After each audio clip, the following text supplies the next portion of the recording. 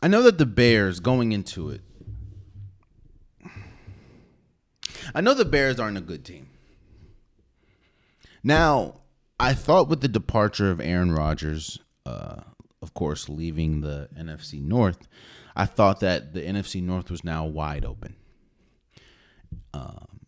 And I thought that with Justin Fields and the new acquisitions that the Bears got, especially they spent almost the most money in the NFL this offseason on defense.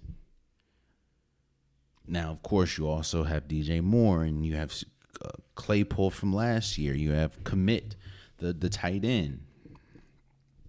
I thought that this was the year where you would see a major jump.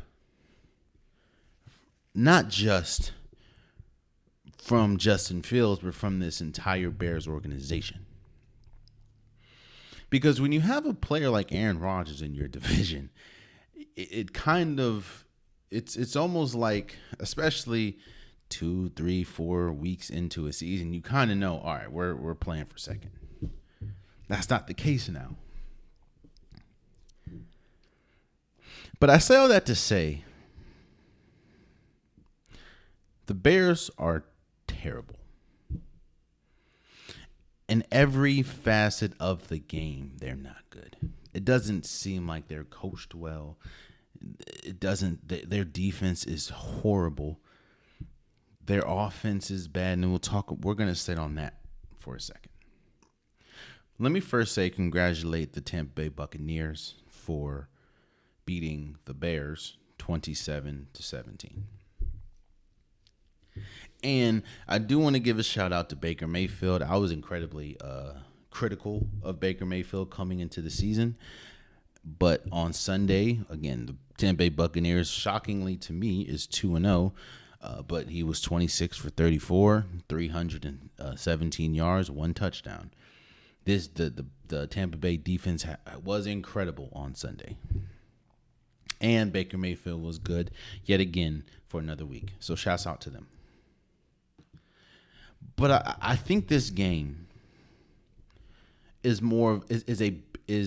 tells more of a bigger picture about Justin Fields and this Bears team. You see, I am slow. In fact, I believe I am slow to quote unquote kill a player. And when I say that, I mean that, of course, for people that are listening, I put that in air quotes because obviously I'm not going to kill a player. But I feel, especially in football, a lot has to go right for a player to be good. Now, there are some players that are just, you step on the field and you're obviously the best player on the field, like a Michael Parsons we just talked about. Yeah, I think he'll be great in any team, any scheme. Patrick Mahomes, I do think that it definitely helps that you have Aaron and Andy Reid, but I think Patrick Mahomes would be great in any scheme in any organization.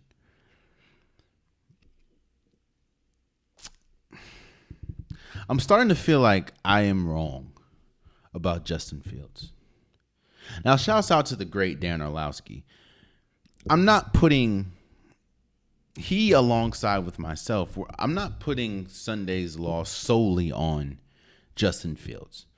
I think when you run the same exact play back to back at the end of the game, which the second time, the same exact screen, the same exact formation, the same exact side, and I think you get a pick six the next, because I mean, there's no way when you're playing a veteran team, when you're playing a team that won a Super Bowl just a couple years ago, and mainly that same defense, you're not going to it's not even fooling them. You're doing the same exact thing, like Darren Orlowski, shouts out to him, pointed out.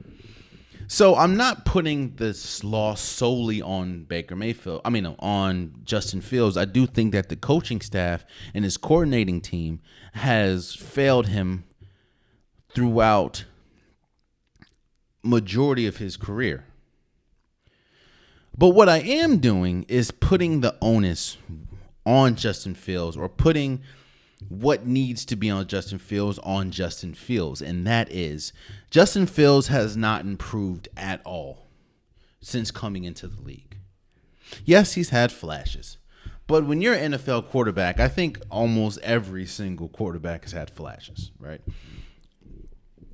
Justin Fields has had flashes, and that's kind of why I wanted to be so high on Justin Fields, because I've seen him play incredible. I've seen him be great. I've seen him play again. And I think they beat him, or he beat them. I've seen him beat the Patriots. I've seen him be the best player on the field. But that's just what they are. They're flashes. Justin Fields, at least 2 games in, has not seen the field at all. We're going to talk about another quarterback that hasn't really seen the field that well. But Justin Fields has been horrible. On Sunday, 16 for 29, 211 yards, 1 touchdown, 2 picks.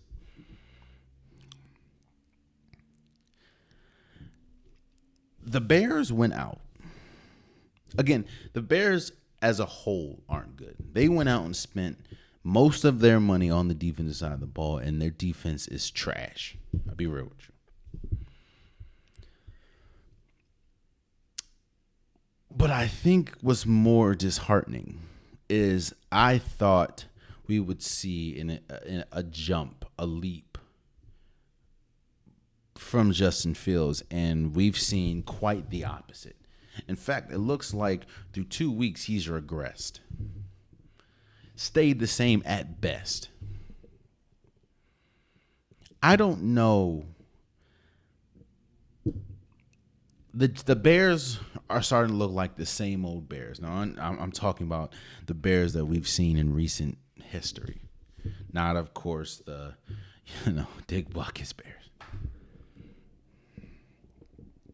It's unfortunate how bad Justin Fields looks, because when you have, to me, a division wide open and you come out the gate, and it's one thing being 0-2, but being as bad as the or as the Bears have been and 0-2 is tough. And a lot of that is on the regression. There's a lot wrong with the Bears, but a lot of it is, in my opinion, the regression of Justin Fields. And I understand you're playing a good defense. Don't get me wrong. I get it. But, bro, Justin Fields, he hasn't been able to see the field all that well. He holds onto the ball way too long, which allows sacks, which allowed poor decisions. There was one famous play that's going around where he held the ball and it feels like he literally ran right into the arms of 2 defenders.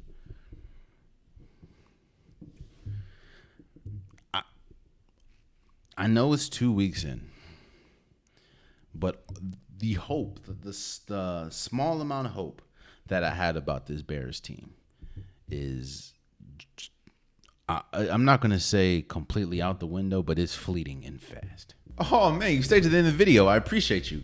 If you like what you saw, be sure to hit that subscribe button so you'll never miss any content from your boy. You can also go back and watch past episodes, past clips, and don't forget that the Unpopular Podcast, new episodes drop every Wednesday and Saturday. Appreciate you.